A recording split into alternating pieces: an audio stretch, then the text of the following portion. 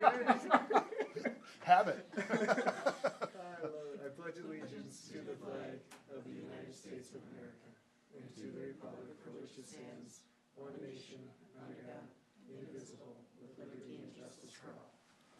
Sorry about that. You're just self-selected,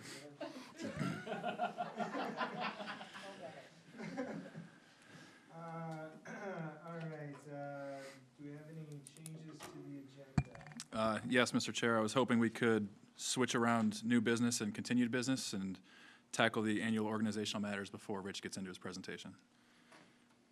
Sounds good. Can I get somebody, I'll make a motion to adopt the agenda as amended. Second. Motion and a second. All those in favor? Aye. Opposed? All right, we have an agenda, and we'll go to new business.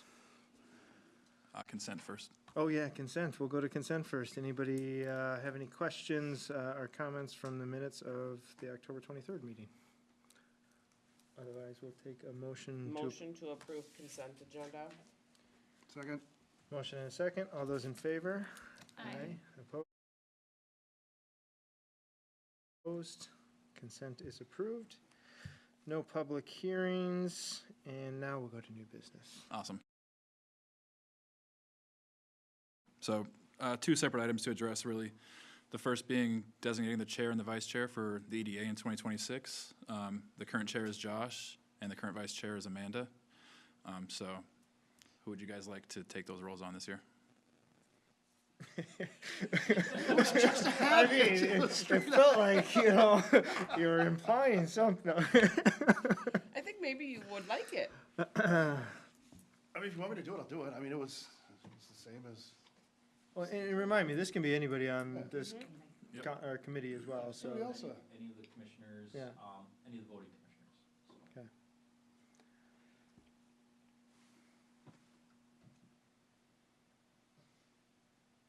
I mean, unless Amanda really wants to get out, I mean, it would seem practical to move the vice chair into the chair position and, Agreed. you know, something like that seems to make sense. She was the chair the previous year, and I think you were vice chair. Oh, see? I wasn't here for this meeting at the beginning of 25, which is, I think, how I I got think that's the how vice you got chair. vice chair. That's how I was too, actually. I nominate Andrew as chair. I will second that. Okay. Do you want these in one motion, or? Easier in one motion. All right, so we have a chair. Anybody for vice chair? We got acting mayor, and then chair and vice chair of this. I'll pass on that. All right.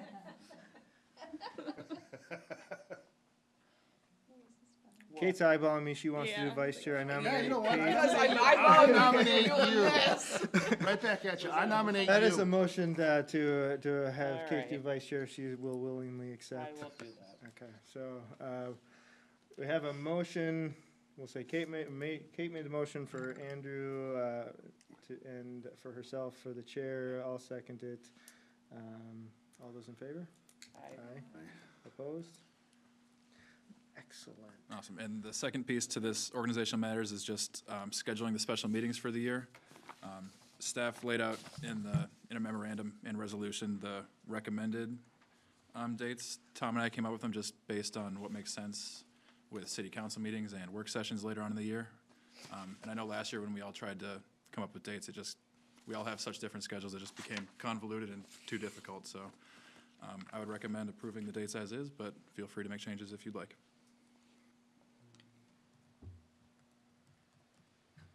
Is there a resolution number for that? 2601. Oh. So it's all together. It's all together, yeah. Okay. Motion to approve, resolution 2601. I'll second it. And I guess I'm still the chair then technically to approve this, huh? All those in favor? Aye. Cool. Opposed? All right, motion carries. Now you are officially the chair, sir.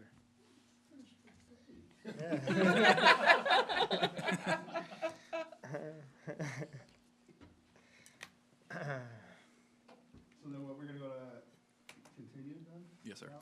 Okay. Are we done? We're done with new business, right? Yes, sir. All right, we're gonna continue.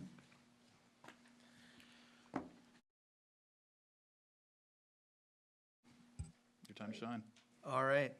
So the commission will remember that at our last meeting, we had Infrastructure 101.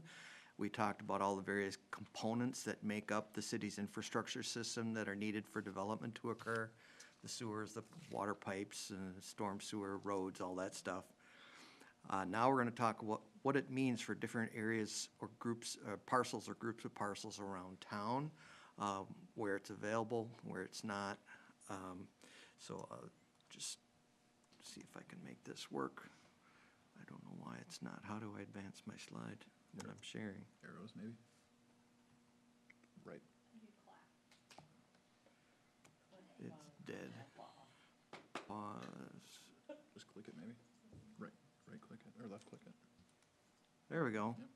So briefly outline, we're going to give you an overview from very high in the sky of the sanitary sewer system and the water distribution system and maybe the roadway network, if I can make it work.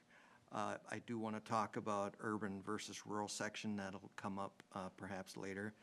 And then we're going to drill in different parts of town. Staff identified parcels or groups of parcels. I broke that down by basically if you take the city and divide it into with a cross, 91 and 2. So we got the northwest area, southwest area, northeast area, and southeast area, and there's smaller groups within inside of that. So I'm going to jump right into those because there's quite a few. I plan to move fairly quickly, but I can take questions at any point. So this is a picture of the city's comprehensive sewer plan. The lines in green are basically existing pipes, and the light blue, yellow, and there's other symbols that probably don't mean much to people, but it shows our future planning. So we have the area planned out in this graphic all the way down past County Road 86, and the city's long-term growth area is even larger than that. But because pipes have to go downstream, we need to make sure we know what to build when something comes in so that it's big enough for what might come later upstream. This can be thought of really even without the map. If you imagine there's a pipe that's almost as big as I am tall that runs under the freeway just north of town. Do I have a pointer on this thing? Yeah, we can see. We can see your Maybe mouse. you can. Oh, you can. Oh, there it is. Okay. So this tan line crosses under the freeway north of the interchange, comes down along the Edelman property, runs along the north side of 2 all the way up to County Road 91. That's a 42-inch pipe. That pipe is designed to handle a population something like Lakeville's, 75, 80,000.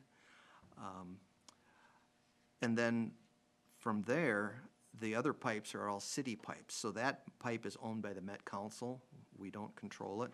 We have to have a permit to connect to it. They've identified key connection points. Not that we perhaps can't connect on other places, but 1, 2, 3, 4, 5, 6, you can see the numbers where we're intended by them to connect. And that's largely where our trunk sewers do connect. So everything flows either by gravity or with pumps to that tan line, gets delivered to Met Council for treatment. And you'll see snippets of this in all of the other figures that I'm going to go through. So I just wanted to give you an overview where our wastewater goes. And so maybe before you get off this big screen, which is kind of cool, like, does that, because it stops there, it appears to stop at 91. Stops at 91. Right. How, so then the development to the west, is that, I mean, how much impact is there, like, is it more costly to develop out there because we're gonna have to draw things more in, or am I not thinking through that logically? All the where- light blue lines that you see in this figure have to be built, Okay. and some are big, and that's But expensive. essentially, we may have to extend that 42-inch Nope. big guy, no, we don't have to. I No, mean, no, we that's can't- big enough for us. We just have to get our wastewater to to there, it. right? So Which we is- would plumb into number one if we're going west. We're already plumbed into number one, But and for we any already of have, the light blue lines would go into one? yep, Okay. And I guess my question though is like, is there big enough stuff then to the west of number one already? Or are we gonna have to construct that into the future as we keep adding on to that? Because that's, like, it just stops and it's easier on the east side to connect to. big enough, Grasshopper. Okay, What we've built, good. what we've All built under two to date is big enough to handle what's coming in the What- future from the okay. west. The whole reason for this plan is so we know kind of what we have to build for. We had the foresight in the 2000s to put what we needed through the downtown when they were reconstructing it, so we'd be able to serve stuff out there. Some of it's in place, some of it will have to be upgraded over time as flows increase. I think Rich might eventually get to it in the presentation, but good question. Just from an overall, probably the area where you're the weakest is bringing stuff south of Elko up to that line. Because some of the pipes that were planned to bring that wastewater from south of Elko up to that tan line aren't there yet. And there's 2 miles of pipe that has to go in across multiple different properties under different ownership. And that just hasn't happened in the order that was expected. So that's gonna be, accommodating a lot of growth south of Elko is gonna be difficult. This is your water system. Kind of the same concept, except this time what's in blue lines exists, and the pink and orange lines are trunk lines that don't exist yet, but will be put in place as opportunity knocks. You can think of the water system like a tree. You've got a trunk where a lot of water is carried, and then branches that go off of that. That trunk connects our water treatment plant. It connects the tower in Newmarket, and a smaller one connects the tower in Elko. And everything feeds from them out to either a network system where there's loops, like you can see through much of Newmarket, with all those blue lines making a network. But a lot of our system is branches, where it's just serves an area and dead ends.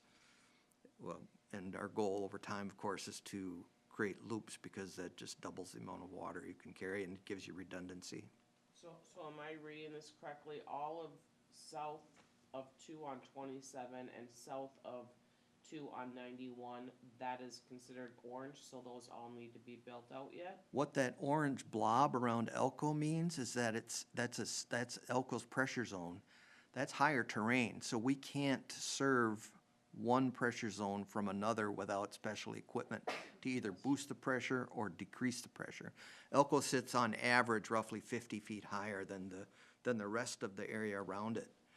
So if we connected your tap in Newmarket to an Elko main, you turn the tap on, it'd blow the cup out of your hand. Or vice versa, you take a shower in Elko, serve from the Newmarket, and you're gonna be very ticked off, because it'll just dribble maybe. So yeah, we have to be mindful of those elevation differences, because it's all based on gravity from the water towers. So the long-term plan is that the Elko system is relatively fixed.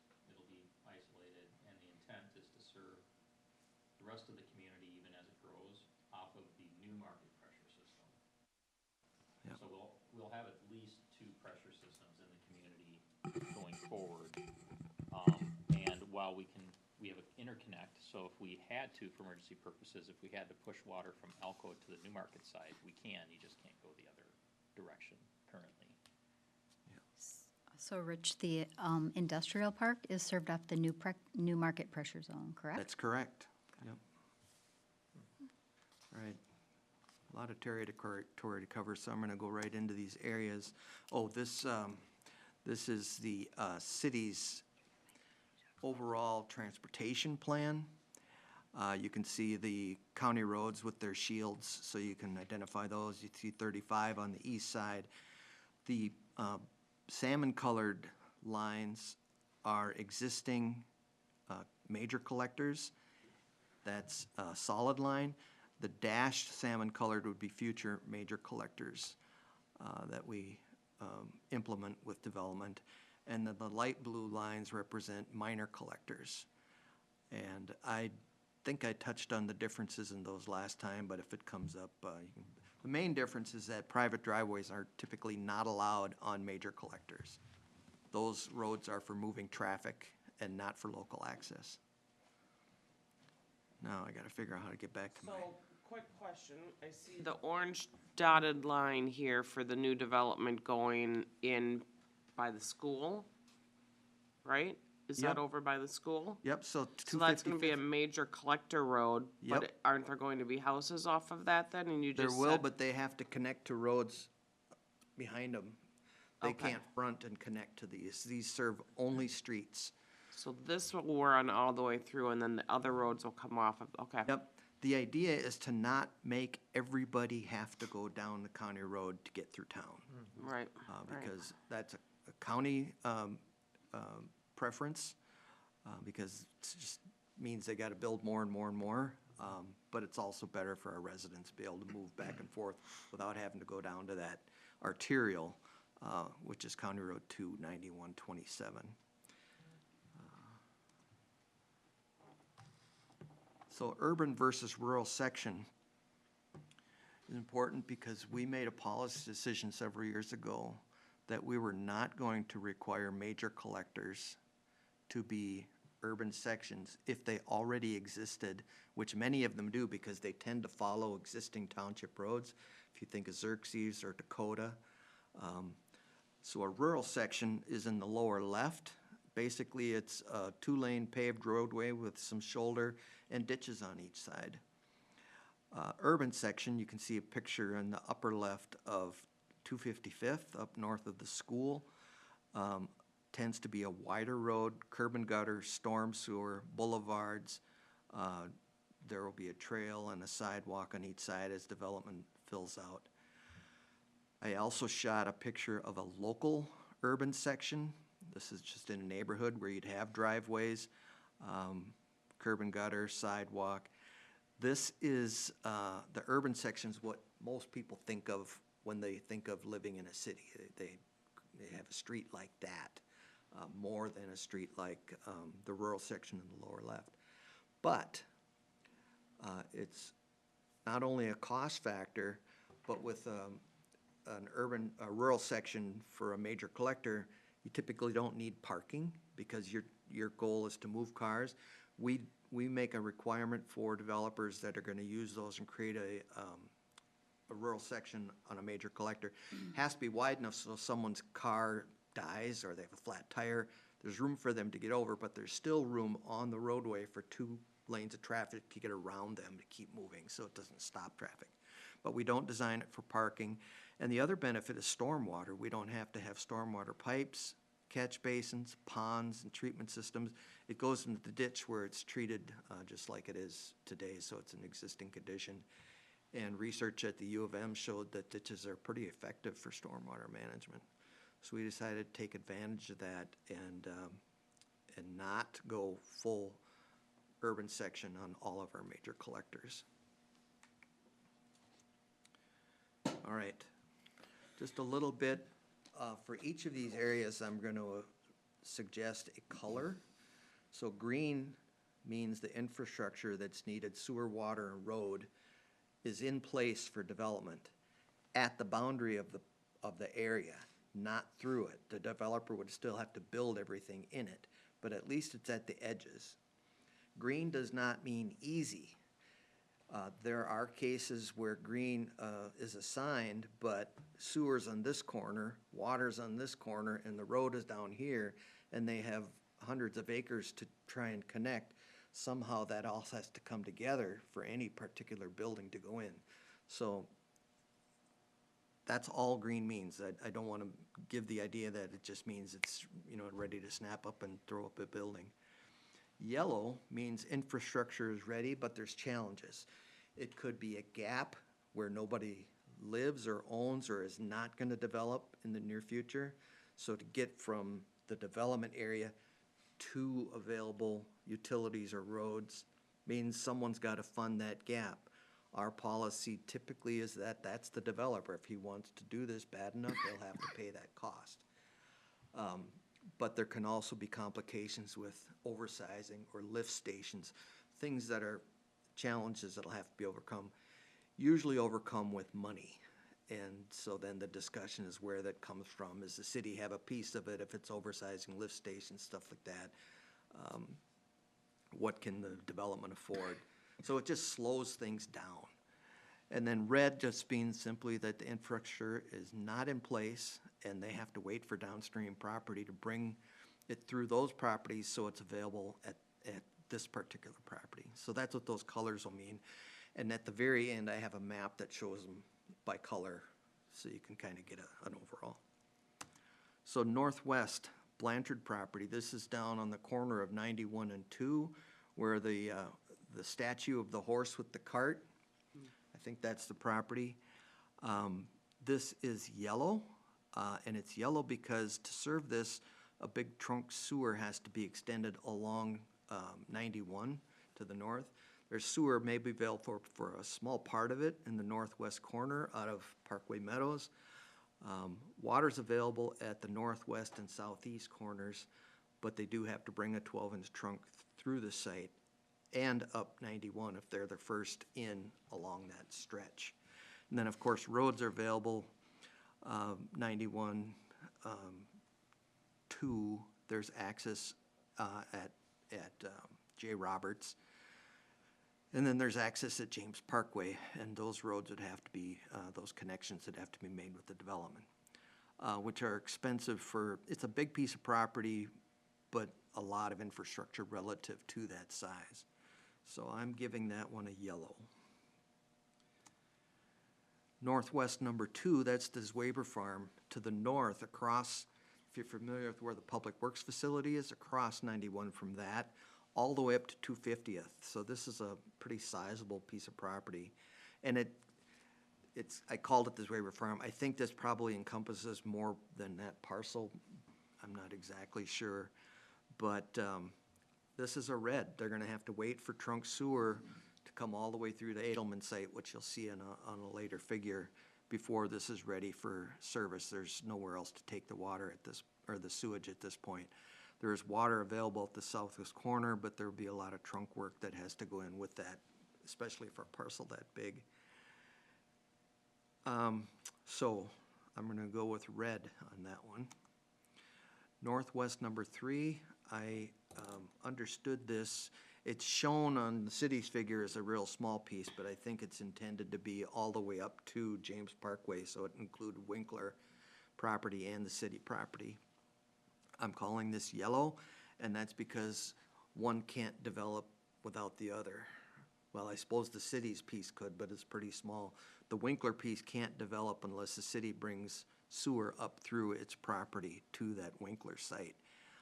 And then water would have to come through there too. They could bring a road down off of James Parkway, but ideally, or, well, we're still looking at that. Do we bring Riley Road all the way down to County Road 2? So there's just a lot of coordination that would need to be done with the city and some city infrastructure to go in before this one would be green. Rich, Yeah, which Winkler is that? What is that? Bart?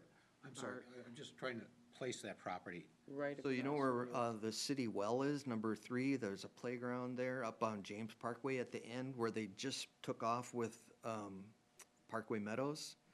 It's right at Riley Road, Oh, okay. right up there. He's just south of that. So And it's north of not it. the one off of 2. No, not the one off of 2. Okay. Yeah, that was not in the map that I was given. Okay. Right, this would essentially be a remnant area following the development of Whispering Creek North that he couldn't serve at the time because of the infrastructure and land availability at the time. Northwest 4 is Eagleview Meadows. We've looked at a couple of concepts for that. This would be, if you're familiar with where Highlands is, the new subdivision north of the school, this would be on the other side of Nevada from that. And this is, they're moving ahead, but the map showed more than just Eagleview Meadows. It also shows property south of that, including Bruce Regis. no, Bruce is a separate one, but there's the Wagner property in the northwest corner of Dakota and James Parkway was included in this. And there is some complications for that one. Road and utility improvements along Dakota Avenue primarily. That's doable, but it may slow things down, especially for the Wagner piece. But Eagleview Meadows, just that 80 acres, the north part of this NW4, that could be developed. At least a good part of it can before the road improvement on Dakota would have to be made, which if they're the first ones there, they will have to make that improvement. Northwest 5 is the Bruce Freege's property.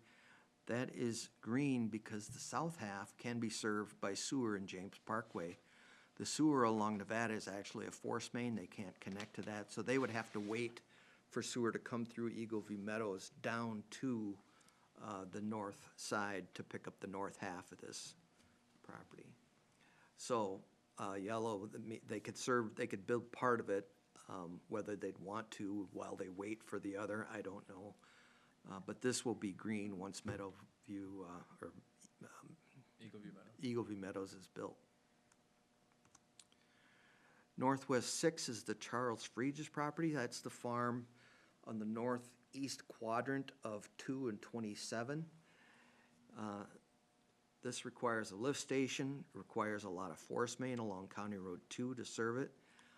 There is water available at Nevada and James Parkway and 255th and County Road 27 at the end of 255th, but it would require a trunk along 27 with the development. And then there's, of course, pretty good access to it. And I gave this one a yellow because there's gonna be a lot of coordination with the city because of that lift station and force main. Even though technically it butts that is a system lift station which serves areas in the future beyond this. And so the city would pay for that, and if we don't have the money, it's premature. So that's kind of where the yellow comes in. Northwest 7s is Highlands North. So the new development, Leander Wagner's farm, if you know where that is, he had 30 or 40 acres. North of that goes all the way up to 250th. On the west boundary of this is County Road 27. That is red because there's no sewer there until Highlands at Eagleview is developed out to the west, which right now it's only at phase 1. So it's premature for sewer water, and it's premature for roads because we don't have any connections planned to County Road 7 or County Road 27 off of that piece. And we don't have a plan to improve 250th to north. That's a township gravel road and may stay that way unless the township decides to pave it. So now we're gonna go to the southwest, just everything south of County Road 2 and west of 91. The first one is the Moaning property. There's two figures here, actually. It's a clip on the top part always is a clip from the water plan, or the sewer plan, and the bottom part is a clip from the water plan. So Southwest 1 shows up in both spots. Maybe the easiest map to see where this is.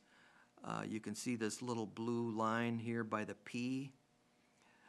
That is Glenboro. So this is south of Glenboro, about a quarter mile. A decent sized parcel. So this is south of the Klein. South of the Klein, Okay. yep. And so if you go down where you see the wooded area in the middle, that's kind of up on a hill. So you go on the right-hand side as you're heading south on 91. Okay. This is premature for sewer, premature for water. Map I had showed it was outside the 2040 growth boundary. I'm not sure that that's true. I meant to take that out, but anyway, it may be. There is access at County Road 91 that could be made. That would have to be coordinated with Scott County and with the parcel to the east so that the roads to each one line up with each other and are in an acceptable location to Scott County. But this is red. You need downstream development and that lift station and water to happen. there'd be a lift station somewhere by the N on Natchez in this graphic. Well, here you can see it. PS is pump station. I don't mean to get us off track, but has anything happened with any of that property just to the north of there that has been talked about over the years with the bad terrain and, That would be to the immediate east of that property. okay. That And- will be showing up in the southeast group. But they're correlated because they both rely on that same pump station, road location, and water coming down Natchez from Glenboro. We get calls from time to time on that, pretty recently. Yep. Southwest number 2 is just to the west of the one we just talked about. Again, premature, but it is a sizable undeveloped parcel, but it has to wait for utilities to get there. And Vernon Avenue, which would be the road that it's connecting to, is also unpaved, and we would require pavement to the nearest pavement for that. There's another little parcel further to the west. This used to be called the Mahowald Park. We've talked about it, I don't know, Tom, 10 years ago or more, that was Right, maybe gonna be 22, 22 years ago. Feels like that. and the conversation started before then, but yeah. Yeah. So this is that parcel, now owned by Mary DeGrosse, I think. But just like it was 22 years ago, it's still premature for sewer, water, and access because the road past there, Webster/Vernon, depending who you ask, is gravel. So that's red pending development downstream. By the way, I say downstream, just thinking of sewer. Sewer has to come uphill. So downstream means the sewer downstream where you can flow to. Nothing more than that. Pheasant Hills, I think you all know where that is, the Socorro property. Water is available, sewer is available, access at Harvest Drive is available. Harvest and 275th would have to be improved with this development. However, it is green. Everything is to its boundary. I didn't consider owners' willingness to sell any of that. This is just infrastructure, so. Read my mind. Southwest 5, the Wagner farmland. This is all of the farmland south of 2 along 27 on the east side of 27. So it's more than, I imagine it's more than, Wagner ownership, but it's the areas shown on both the sewer and on water clips on here, very sizable. Very much like the Fregis property. It requires a lift station, it requires a lot of force main up to the corner of 2 and 27, and then from there all the way up to Idaho along 2. And that'll be not just a little force main, but a pretty good size one. There is water available at Park and at CASA 2 at Nevada, but there'd be quite a bit of water main have to go in along 2 and 27 for our requirements. I didn't mention this, but what we talk about here for utilities, if someone wants to develop and water is a quarter mile or an eighth mile, is to and through. You have to bring that utility, if you want to develop and it's not there, you have to bring it to and through. And in these cases, both the Charlie and the Wagner, Charlie Fregis and Wagner, there's a lot of through, which is expensive and can take some time if they develop in phases. And expensive things tend to slow things down until the demand for the product is so high that they can overcome the investments that are needed. So this is yellow because of those things that would, they're defeatable with money.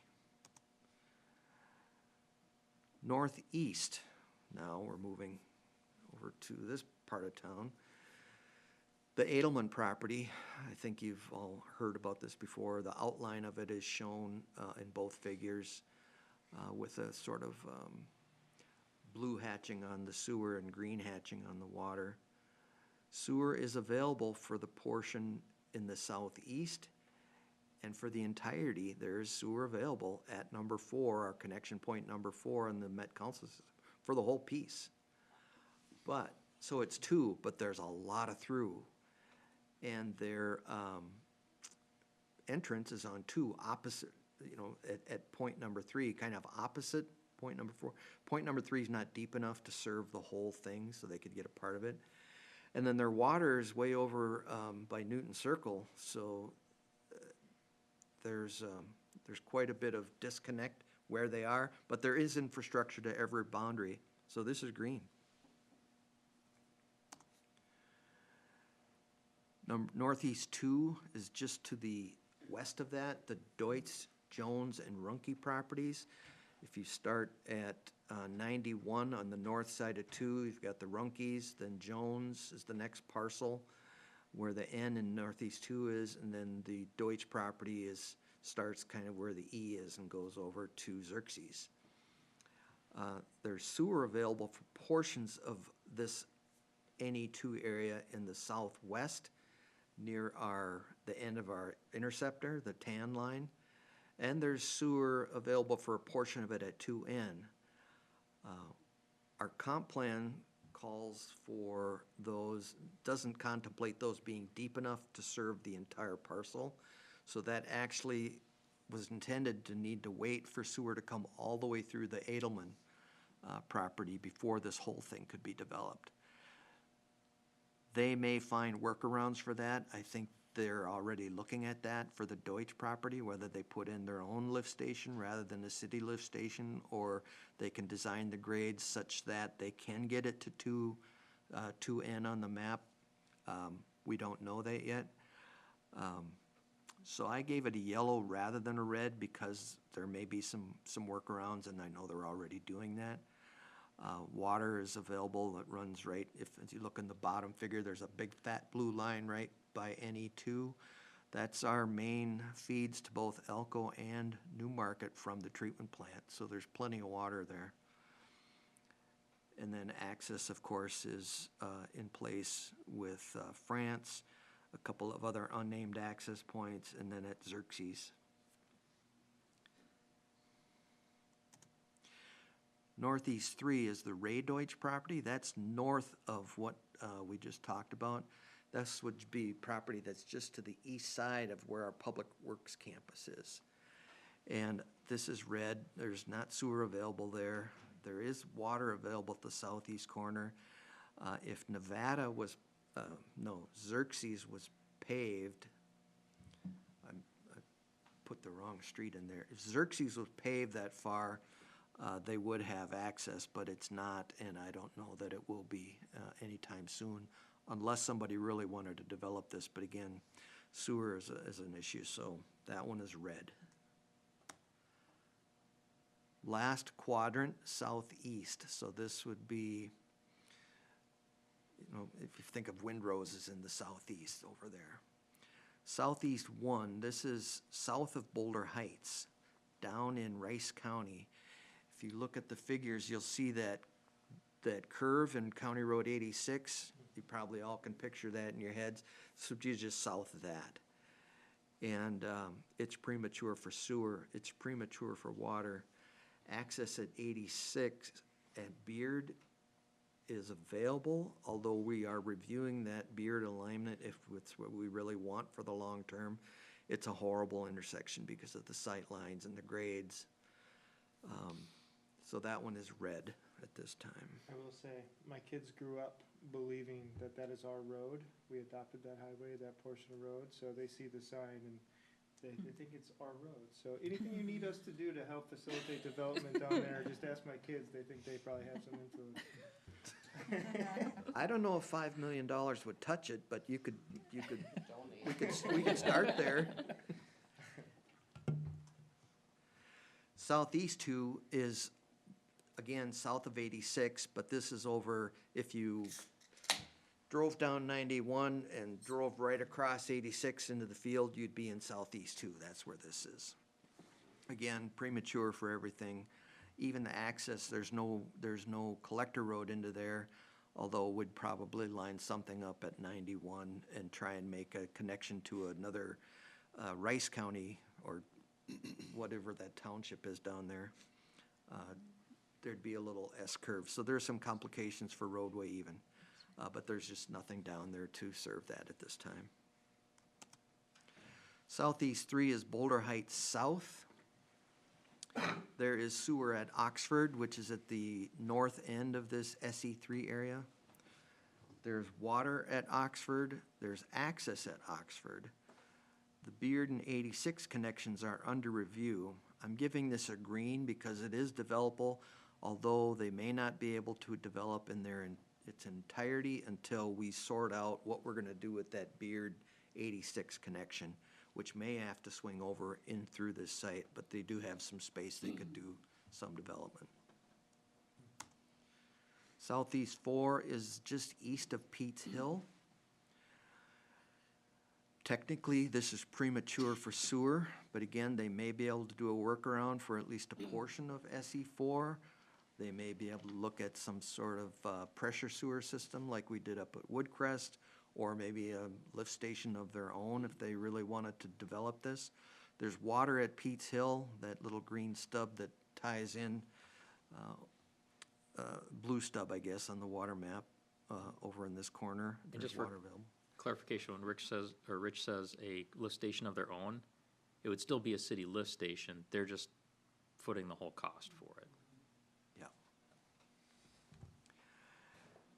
There's access at Pete's Hill as well. There's a street stub into that property, but where the purple is, I mean, that's the trunk water, but the same thing would have to happen for road. Some pretty significant cost improvements for that road relative to the size of the parcel. So this is yellow. Southeast 5 is Fairway Ridge. That's the piece we were talking about earlier, across from the one that's south of Glenboro. And you can see a little bit of that one on the figure here. We actually had pretty much full plans and specs 20 years ago for Fairway Ridge. It never happened, and it has sat idle with only occasional inquiries since. It needs a lift station. That would be a system lift station, so city one. That would serve development on both sides and actually quite a bit of development beyond.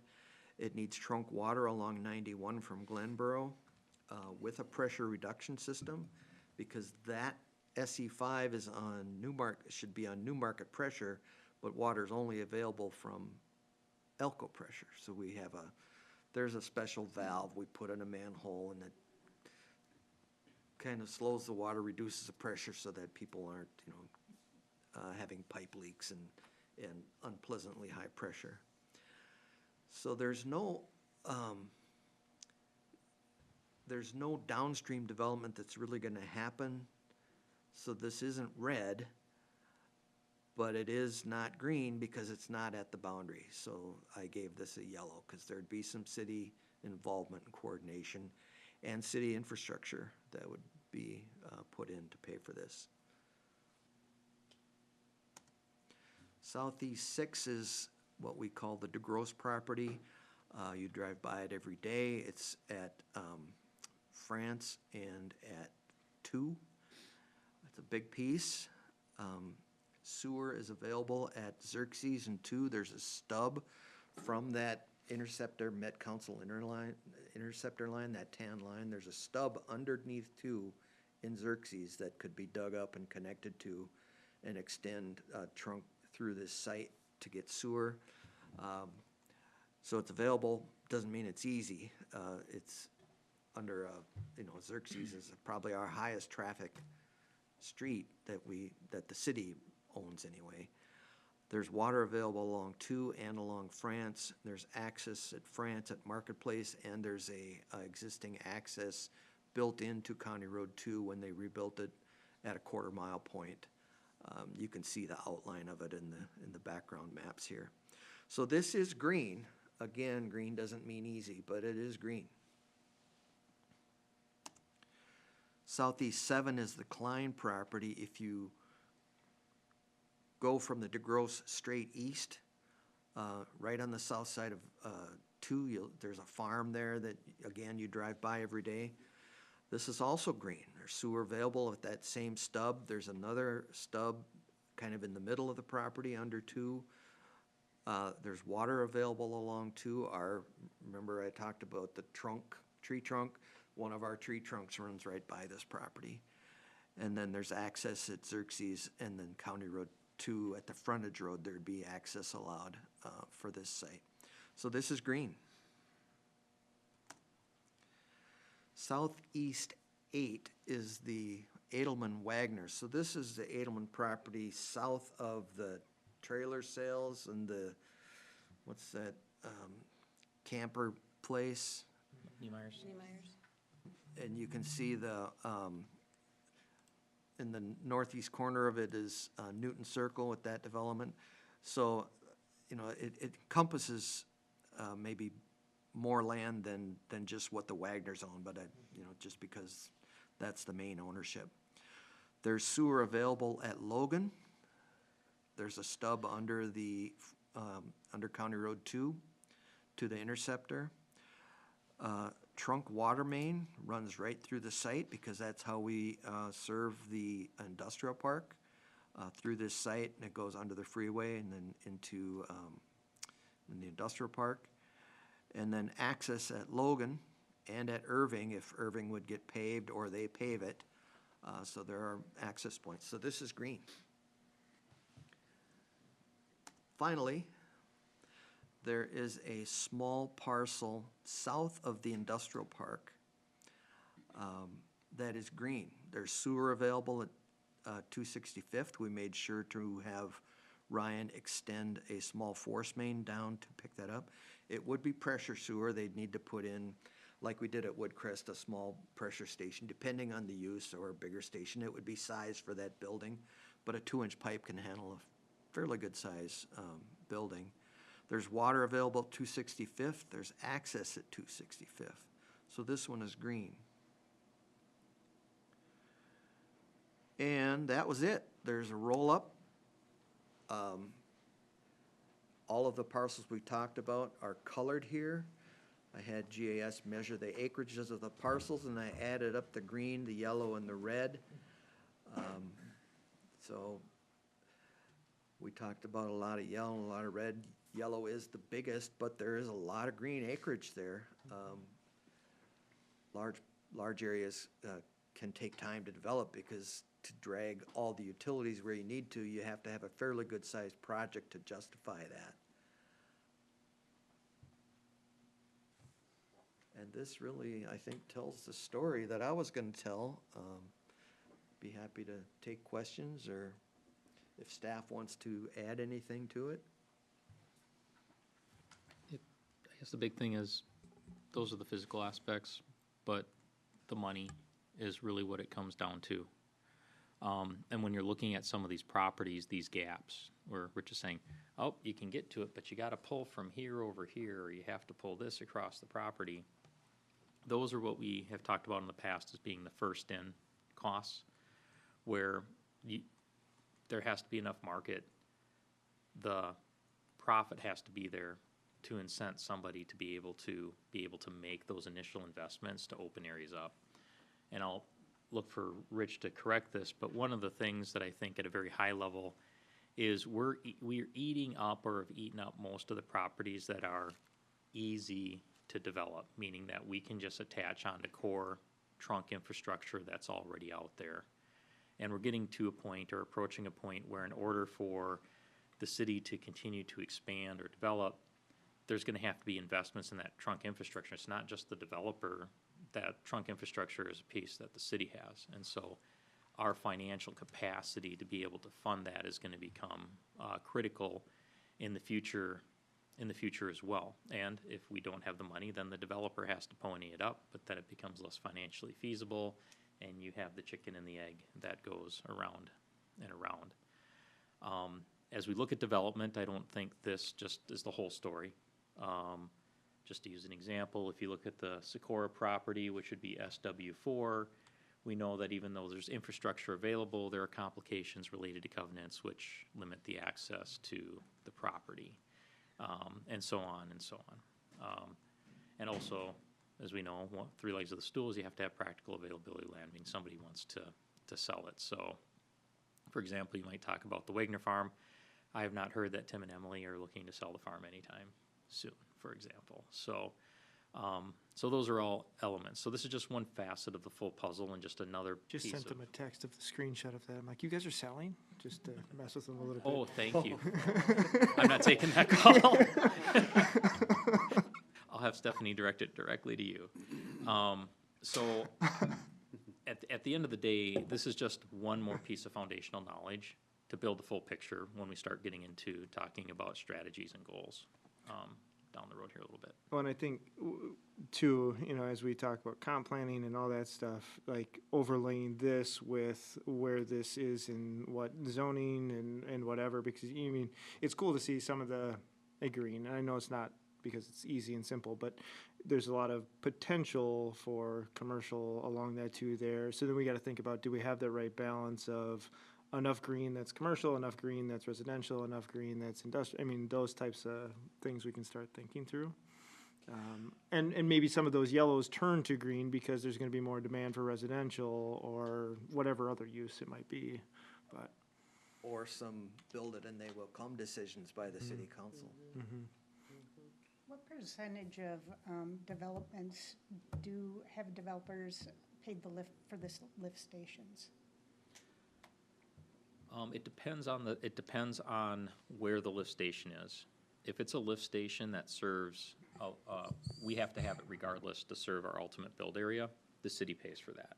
If it's a lift station where they don't wanna have to wait for something downstream to be built or a gap to be filled, so to speak, and they want it now, if we're willing to take on the long-term burden of having that lift station, they have to absorb the full cost of it. And has that happened already?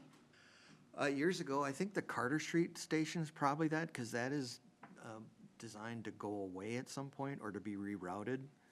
But normally, no, because lift stations are expensive, so they'll wait or not buy the land. and maybe a follow-up to that. Don't forget it, Josh. It was right there. It's gone.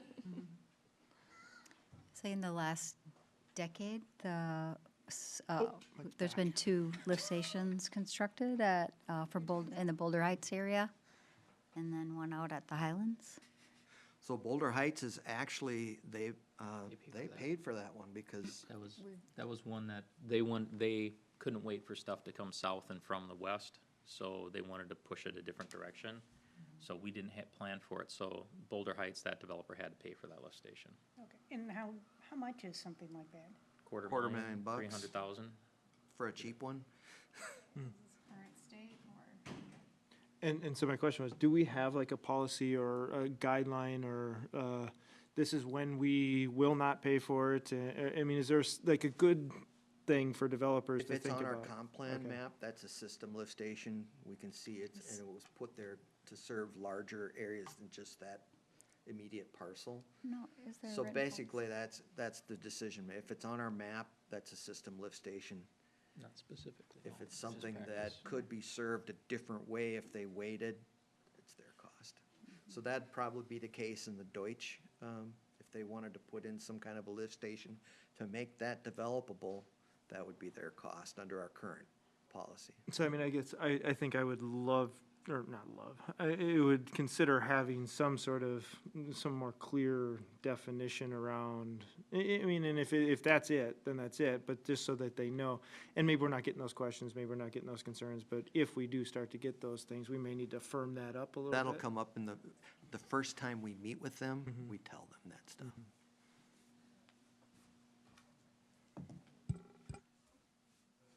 Rich, it seems to me that force main that was put in about 245th and Dodd or 240th and Dodd, where the pipe gets to the little pipe, the big metro, as long as we're on infrastructure, I'm wondering Oh. about capacity, because it seems to me the big pipe went that far, and then we have a force main that goes the rest of the way to Lakeville. A force main is under pressure, so it's pumped. A force main this big can probably handle gravity flow from a sewer this big. So it's just the same capacity, it's just a different mode of moving it through, so they can Okay. push it through with pumps at a higher velocity, whereas gravity flow,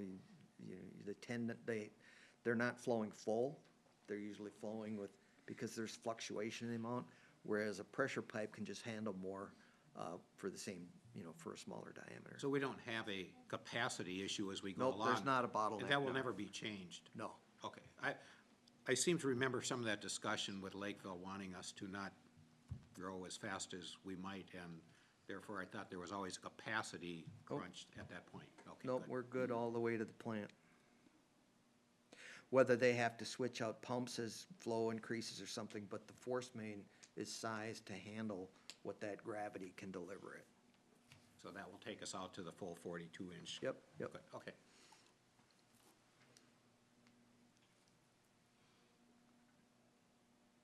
Any other questions? Okay. Next meeting. So our February meeting, we are currently working on a industry expert panel. We're actually working on multiple industry expert panels. We're looking for, the first one is intended to be industrial, commercial, not retail commercial. That's a different animal and be a different panel. Commercial, we're talking like light industrial showroom, that kind of non-industrial, non-retail type of development. We're currently in the process of putting that panel together, and if that all comes together, that will be our February meeting. That, given the number of panels we're looking to get, that will be a longer meeting. And the city council has agreed to move back their start time that night, an extra half hour to provide adequate time for that. And remind me, is that the 12th or the 26th? 26. 26th, okay. I'll send invites for all the special meeting dates we adopted tonight soon. Thank you.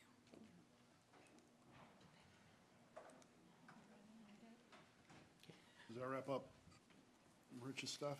Then we need to go down to director's report? That was it. That was it? Yep. No more, nothing left? All right, motion to adjourn? I'll make a motion to adjourn. Second? All in favor? Aye.